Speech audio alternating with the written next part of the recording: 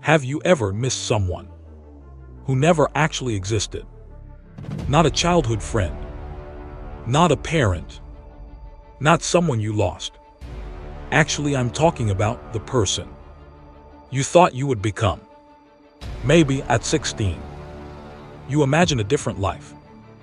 You thought you'd have your career figured out. You thought you'd travel more, take bigger risks, start that business, write that book, become someone your younger self would admire. Then, life happened quietly. One delay, one rejection, one responsibility, one bad decision, one fear, then another and another. Until one day you looked around and realized you're living a life your younger self never imagined. And here's the strange part. The pain isn't just disappointment. It feels like grief. But how can you grieve someone who never even existed? That's the question. And by the end of this video, I hope you'll understand that perhaps the person you're mourning isn't gone, but you've simply forgotten. When we're children, the future feels limitless. Adults smile and ask us, "What do you want to be when you grow up?" An astronaut, a doctor, an artist, a teacher, a business owner, a writer. And no one tells us that the hardest part isn't choosing a dream. It's continuing to believe in it, especially when life disappoints you. As children, our dreams don't have deadlines. They're possibilities.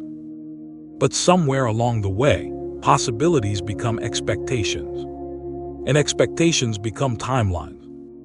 Graduate by this age, get married by this age, buy a house by this age, and become successful before it's too late. Without realizing it, we stop living. And we start measuring.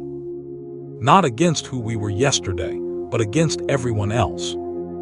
And that's where something quietly breaks inside us.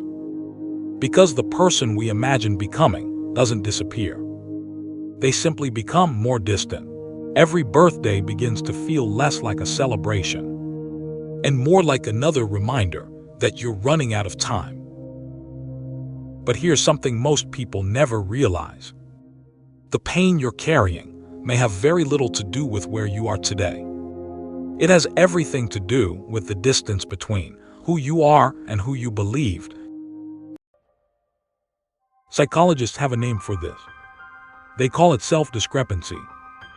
But you don't need to remember the term. You've already felt it. It's that quiet ache when an old classmate announces a promotion, when someone your age buys a house, when another friend starts a family, or launches the business you once dreamed about. It's not jealousy, at least not entirely, because what hurts isn't their success. What hurts is the silent thought that follows. That could have been me. And suddenly, your mind begins rewriting your story. Maybe I wasted my life. Maybe I missed my chance. Maybe I'm just not that person anymore. But here's what our minds rarely tell us. A thought isn't the same thing as the truth. Our minds are storytellers. Sometimes brilliant, sometimes cruel. And if we repeat the same story long enough, I always quit. I'm behind.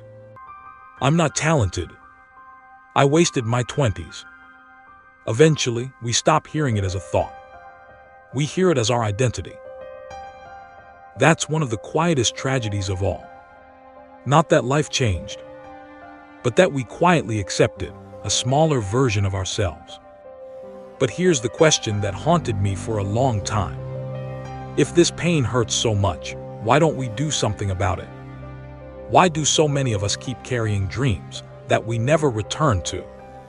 Why do we keep saying one day until one day turns into years? The answer isn't laziness. It isn't a lack of ambition. And most of the time, it isn't even a lack of opportunity. It's something much quieter. Something almost invisible. It's the story we've started believing about ourselves. Think about this. When a child is learning to walk, They fall hundreds of times. But they never stop and think, maybe walking just isn't for me. Somewhere along the way, we lose that innocence. Failure stops becoming something we experience and starts becoming something we are. I failed slowly becomes, I'm a failure. I wasn't chosen. Becomes, nobody chooses me. I made a mistake. Becomes, I'm the kind of person who always messes things up. Notice what happened. The event ended, but the identity remained. And once an identity settles in, our lives begin to orbit around it.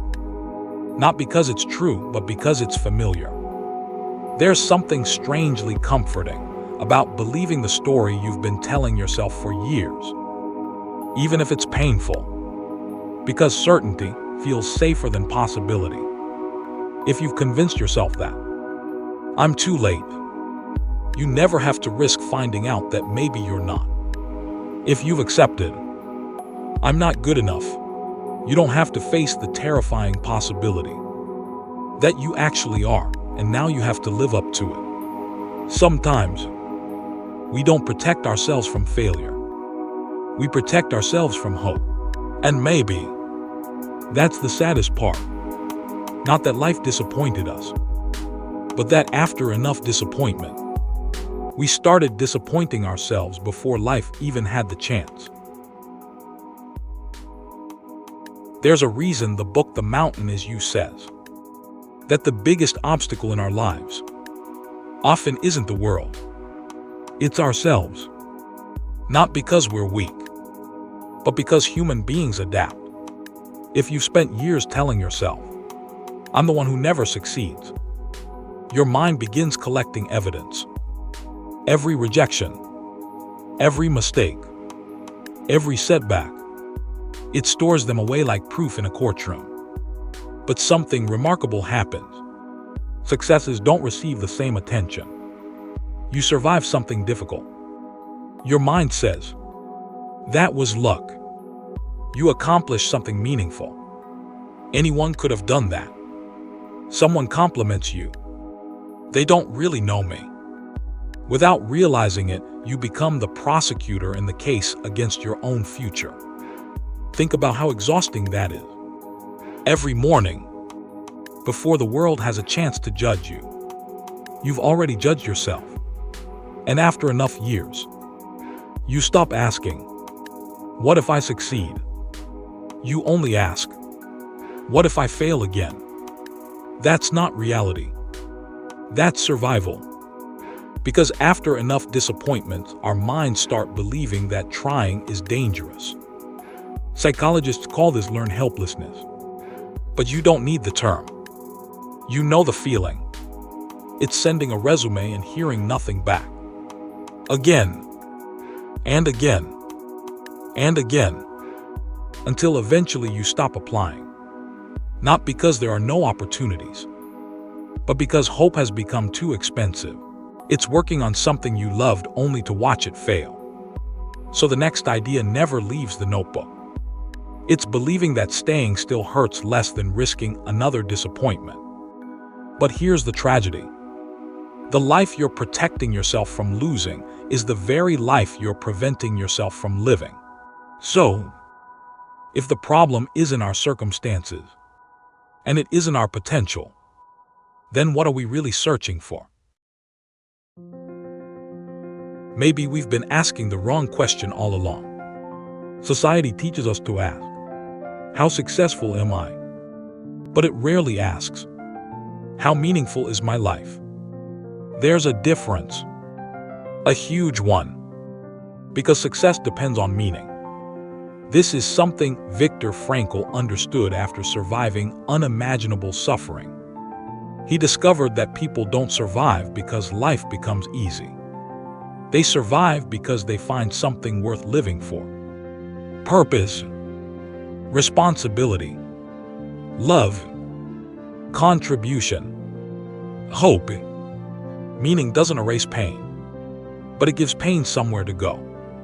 Think about your own life. Maybe the dream you've been grieving was never just about money. Maybe it wasn't even about success.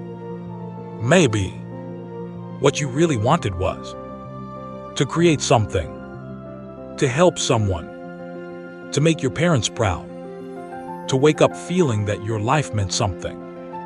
And perhaps that desire has never actually left you. It's only been buried beneath years of comparison.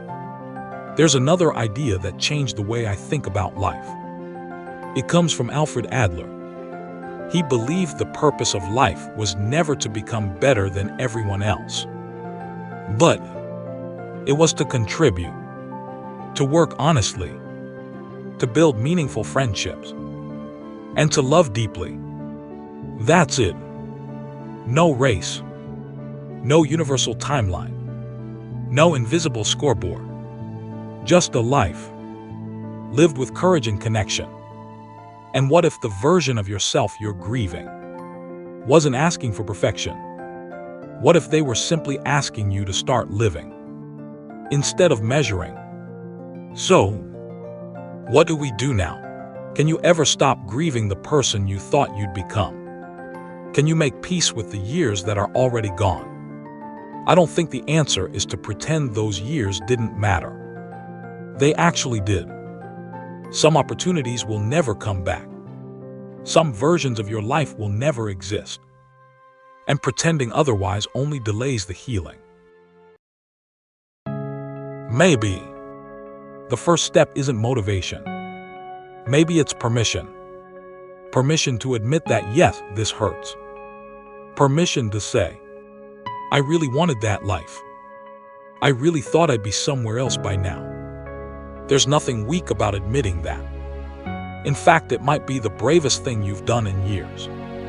Because healing never begins with pretending. It begins with telling the truth. Grieve the business you never started, the book you never wrote, the relationship you let slip away, the opportunities you were too afraid to take, the years you spent doubting yourself. Grieve them. Not because grief changes the past, but because denying it keeps you trapped there. But here's something grief quietly teaches us.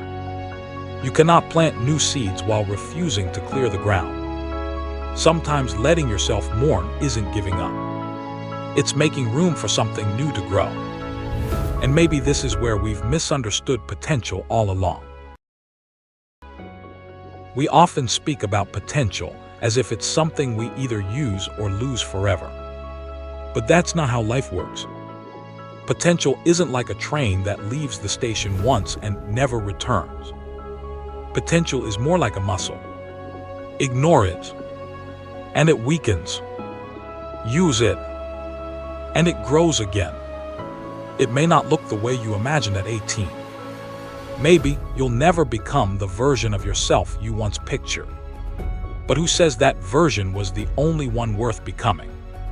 Think about it. The younger you had very little information. They couldn't possibly know. Every heartbreak, every failure, every lesson, or every strength you would discover along the way. Maybe they dreamed with innocence, but today you dream with wisdom. And perhaps that's not a loss. For years, many of us have asked one question. What if I had started sooner? What if I hadn't made those mistakes? What if I hadn't wasted so much time? But there's a problem with that question. It has no answer. No matter how many nights you spend replaying your past, you'll never change a single page. So maybe there's a better question. Not, what if, but, what now? What can I still build? Who can I still become? What conversation can I still have? What dream still deserves one more chance? Because as long as you're alive, your story is still being written. And simply one honest conversation can change a relationship. One application can change a career.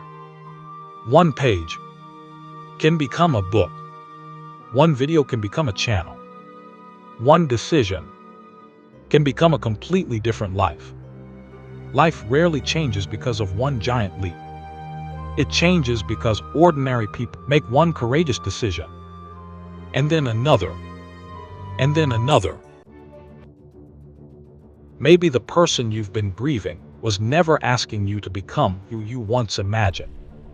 Maybe they were only reminding you that you still care, that you still believe. There's more inside you than you've allowed yourself to become. Protect that feeling, because hope doesn't always return as certainty. Sometimes it returns as a quiet question. Could I try again? And maybe that's enough. Not to change your whole life tomorrow, but to take one honest step today. One day, you'll look back at this moment, not as the time you felt lost, but as the day you stopped mourning the life that never happened and started building the one that still could. You cannot become the person you would have been if nothing had gone wrong, but you can become someone wiser, someone stronger, someone who refused to let regret write the ending. The years behind you may hold regret, but the years ahead still hold possibility. So don't spend the rest of your life grieving a future that no longer exists. Spend it creating one your future self will be proud to remember. Face your life, not because it's easy, but because your story isn't over yet. If this video found you when you needed it most, I hope it reminded you of one thing. It's never too late.